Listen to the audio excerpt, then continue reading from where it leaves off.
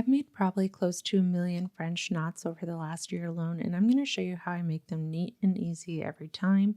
I'm going to show you doing this using a hoop stand as well as doing it without a hoop stand in case you don't own one.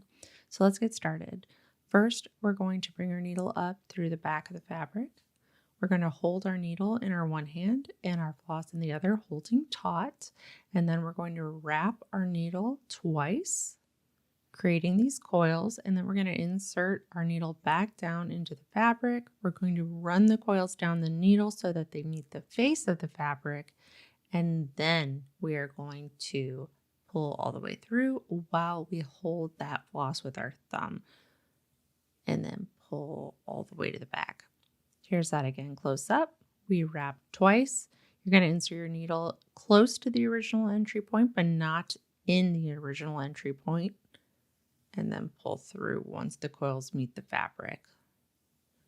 Up, wrap, insert the needle back in and bring the coils down, and then pull through all the way to the back.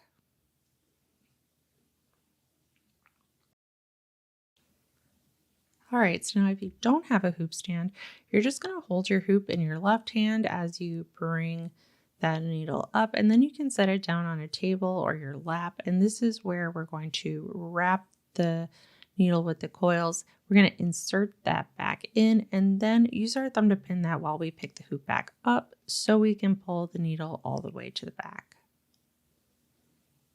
And I'll show you that one more time. We're holding the hoop first, then setting it down.